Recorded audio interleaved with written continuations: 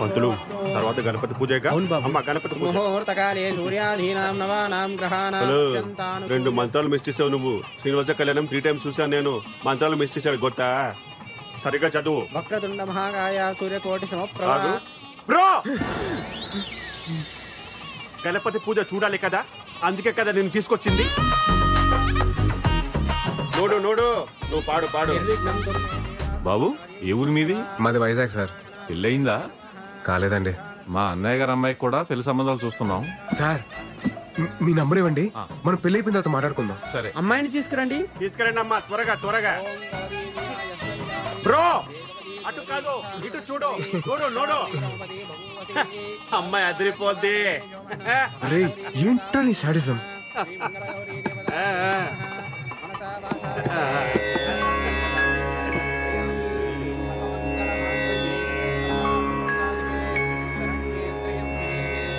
మీ నెంబర్కి missed call ఇచ్చారండి. ముహూర్తానికి టైం అయింది, మంగళదానం చేయండి బాబు. ఫైనల్లీ మాంగళ్యం తంతునానేన మమ జీవన హేతునా కంఠే పద్మావి సుభగే. అమ్మో, ఇలా అయితే బ్రోకి కనిపించదు, కొంచెం కనపడేలా కట్టాలి.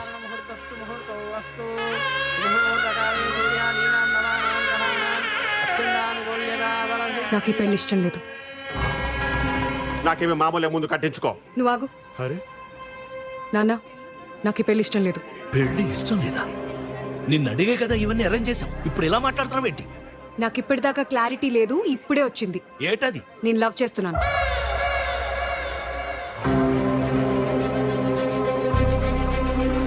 నవ్వు గివ్వు చేస్తే ముందు చెప్పాలి గాని ఇప్పుడు ఇక్కడ చెప్పేది. ఆల్మోస్ట్ తాలిగట్టేశానండి. నాన్న, నేను చెప్తున్నాను కదా, నాకు ఈ పెళ్లి ఇష్టం లేదు. నేను లవ్ చేస్తున్నాను. పత్తునిది పట్టుకో, ఇక్కడే ఉండు, పెళ్లి ఆగిపోలేదు. ఏంటిది లవ్ చేస్తున్నాను లవ్ చేస్తున్నాను? ఎవరది చెప్పు, ఎవరది చెప్పు, ఎవరది చెప్పవా?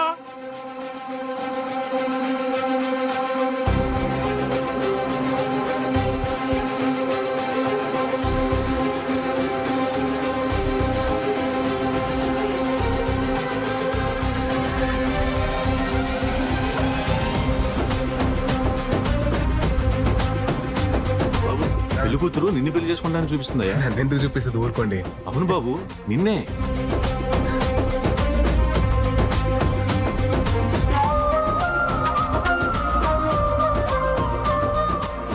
నువ్వు రావాలా నా పెళ్లి చూడాలా? నువ్వు రావాలా నా పెళ్లి చూడాలా? నేను అతన్ని తప్ప ఎవరిని పెళ్లి చేసుకోను.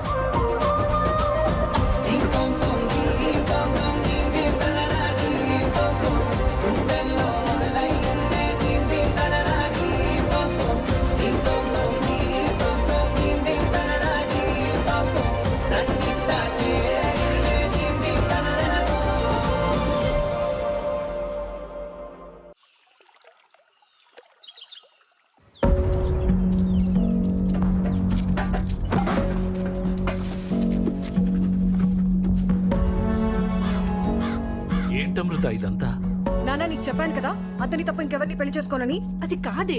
అమ్మా, నువ్వు మధ్యలో మాట్లాడుకు, నీకేం తెలీదు. అంతే నాన్న. ఏదో మాట్లాడిస్తే మీకు విషయం చెప్పాలరా, మన గోవింద్ గారు పెళ్లికి వచ్చా కదా, అది మళ్ళీ క్యాన్సిల్ అయిందిరా. ఆ పెళ్లి కూతురు నన్ను సెలెక్ట్ చేసుకుందిరా బాబు.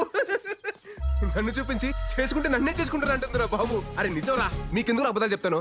అసలు నువ్వు గోవింద్ గారి ఫేస్. Call you back. ఏంటి బ్రో ఇలా చేసావా? నేనే చేశాను బ్రో, నువ్వే కదా. సలాం రాకీ బాయ్, మేరా షాదీ హోరా బాయ్, తూ జరూర్ ఆనా బాయ్. నా పెళ్లికి రావాలా నువ్వు చూడాలా, నా పెళ్లికి రావాలా నువ్వు చూడాలా అని ఊగిపోయావే.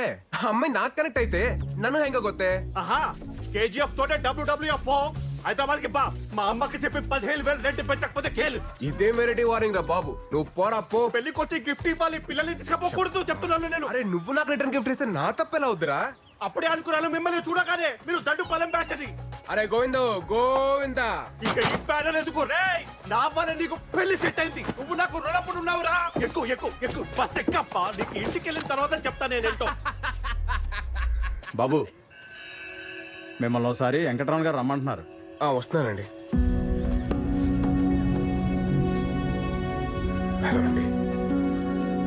రామ్మా, కూర్చో కూర్చో కూర్చో.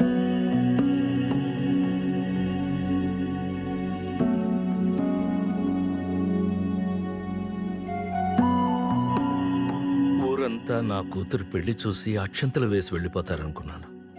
కానీ నన్ను చూసి నవ్వి వెళ్ళిపోయారు.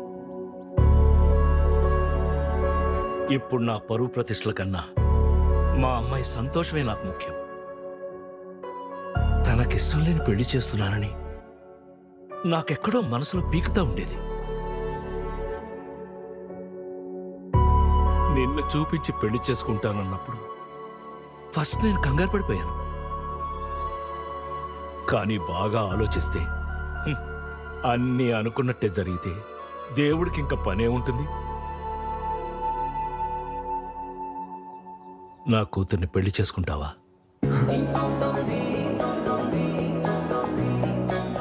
మీరేం కంగారు పడకండి. మీ పరువు మర్యాదలు కాపాడటం ఇప్పుడు నా బాధ్యత కూడాను. మీ అమ్మాయి వేలెత్తి నన్ను చూపించి చేసుకుంటే నన్నే చేసుకుంటానని చెప్పిందంటే అది అది డెస్టినీ సార్. మన చేతిలో ఏం లేదు. నేను మా పేరెంట్స్ తో మాట్లాడాక ముహూర్తాలు అవి సెట్ చేసుకుందాం. మీరేమనుకోకపోతే ఒక్కసారి మీ అమ్మాయితో మాట్లాడొచ్చా? భలేవాడు బాబు, మాట్లాడు. వెళ్ళు వెళ్ళు. థ్యాంక్స్ అండి. వెళ్ళు. బయటికి వచ్చేసారేంటి? తీసేయండి త్వరగా. హాయ్ అండి. ఏమండి, అసలు నాకు రాత్రి నుండి ఏం అర్థం కావట్లేదండి. మీరు నన్ను చూడగానే నన్ను లవ్ చేస్తున్నాను అనడం, నన్ను తప్ప ఇంకెవరిని పెళ్లి చేసుకోనని చెప్పడం, ఏంటో అసలు నేను ఎవరు ఏంటి అని తెలియకుండా. సార్, మీరు నాకు తెలియకపోవడం ఏంటి సార్? సారా? మీరు నాకు ఆరాధ్య దైవం సార్. ఏంటండి ఆరాధ్య దైవమా? నేనా? హౌ? ఆ, మీకు నా కథ తెలియాలంటే మీరు నా కథలోకి రావాలి సార్. నా 10th తర్వాత సమ్మర్ హాలిడేస్ లో మా పెద్దమ్మ వాళ్ళ ఇంటికి వెళ్ళాం.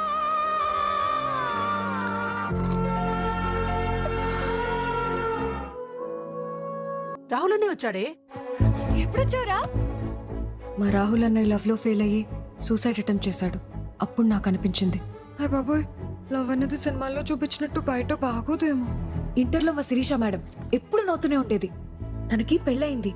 కానీ 1 month తర్వాత ఒకరోజు ఆవిడ ఏడుస్తూ కనిపించింది. తన హస్బెండ్ ఒక సైకో, నవ్వినా తప్పే ఏడ్చినా తప్పే అని తిట్టేవాడంట. అప్పుడు నాకు అనిపించింది, హాయ్ బాబోయ్, పెళ్ళనేది కూడా అంత హ్యాపీ విషయం కాదన్నమాట. ఈ ప్రేమ పెళ్లి అసలు అవసరమా అన్న కన్ఫ్యూజన్ లో ఉన్నప్పుడు ఒక వాయిస్ వినిపించింది.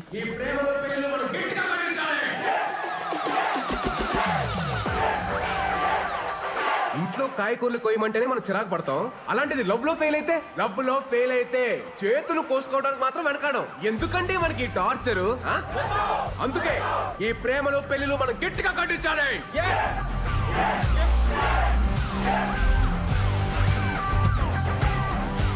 ఇలా మీరు నాకు ఒక ఆరాధ్య దైవం సార్.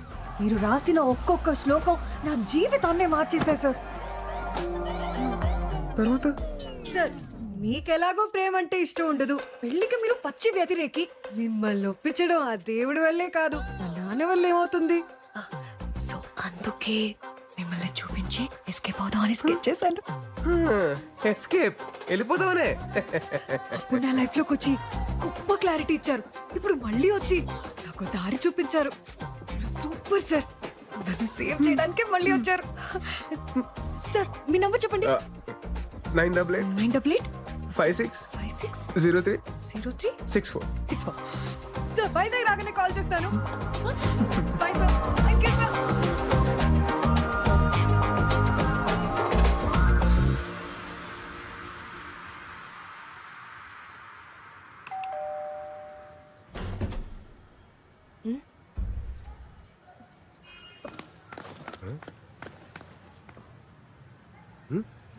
అమ్మా, ఏం చూస్తున్నావు?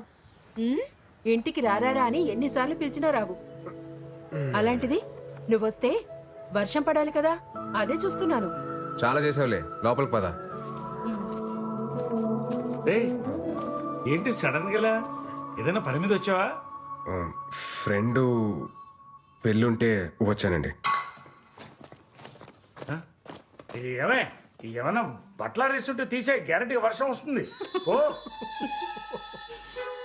నీ ఫిలాసఫీ కనెక్ట్ అయిన అమ్మాయి మళ్ళీ నీ లైఫ్లోకి ఎంటర్ అవడం, నిన్ను అడ్డం పెట్టుకుని పెళ్ళేసుకెళ్ళిపోవడం ఏంట్రా?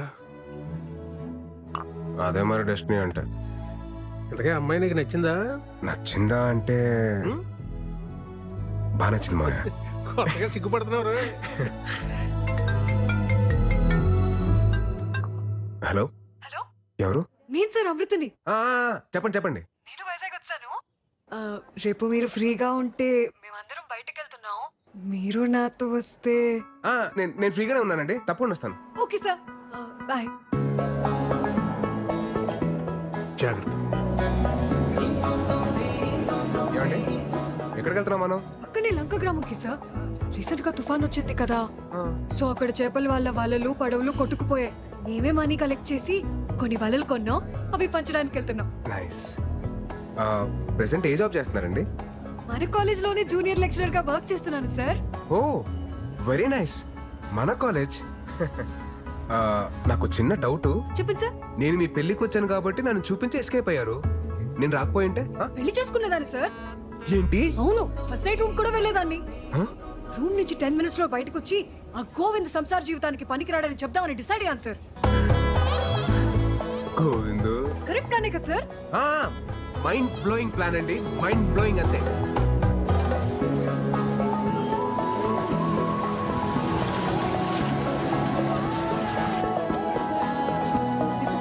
మాయమ్మే నువ్వు చల్లగుండాలమ్మా.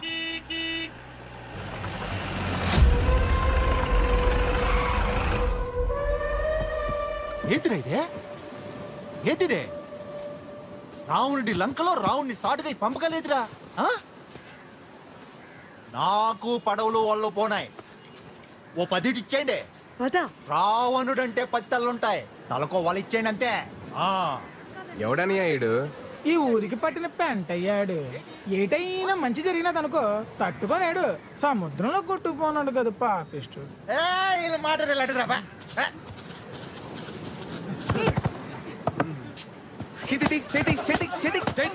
లేడీస్ రా లేడీస్.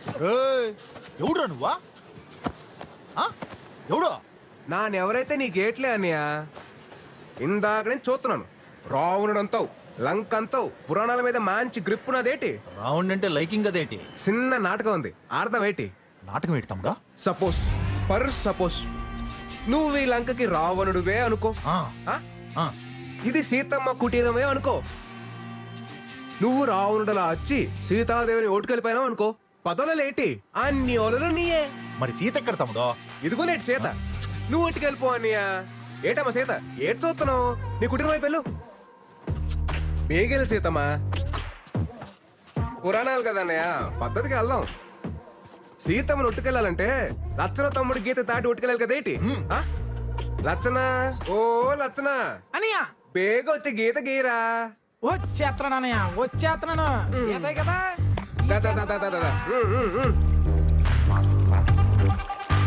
గీత రెడీ అన్నయ్య. అదేమన్నా నిజంగా లచ్చన గీత ఏట్రా? దాటి లట్టుకొచ్చేయండి. అలాగే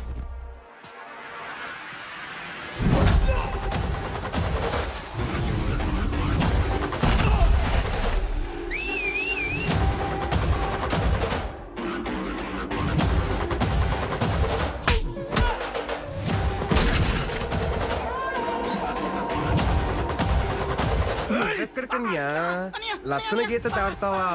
అంత సులువేటి గీత దాడతాను. గీత దాడతాను. ఏంటిది? లచ్చన గీత కదా అన్నయ్య, చిన్న సురకుంటది. ఎలాగా చూసుకొని. రావణుడి బట్టలందరూ అయిపోయినారన్నయ్య. ఇప్పుడు రావణుడి డైరెక్ట్ గా బరిలో దిగితే బాగుంటది. పేగొచ్చాయి. వస్తాడు రావండే వస్తాడు.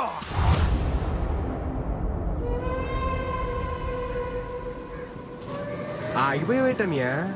లచ్చన రేఖ వరకు కరెస్టే తమ్ముడు, కానీ మనం ఆడుతున్న నాటకం తప్పైపోదా తమ్ముడు? ఏడు తప్పనియా? సీత గీత దాటి వెళ్ళిపోస్తే రౌండ్ ఒట్టుకెళ్ళాలి గాని రావుండ్ గీత దాటి సీత ఒట్టుకెళ్ళటం తమ్ముడు తప్పు కదా. గొప్ప లాజిక్ కొట్టేస్తావు నీవు. కరెస్టే. ఓ సీతమ్మా ఆ గీత దాటి వెళ్ళిపోతే చెప్తాను. నేను చెప్తున్నా కదేంటి వెళ్ళిపోచ్చాయి. సీత గీత దాటిందిరా. ఏంటి తమ్ముడు? రాముడు లేని టైంలో సీతను ఒట్టుకెళ్ళడం సులువే, కానీ రాముడు పుట్టినలో ఉన్నప్పుడు సీతను ఒట్టుకెళ్ళాలంటే ఎలా ఉంటుందో నీకు కూడా తెలియాలి కదా నీయా.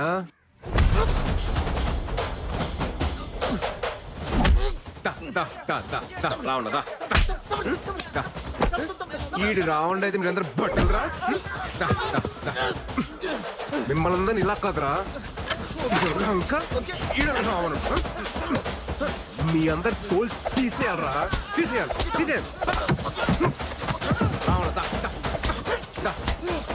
రావణుడు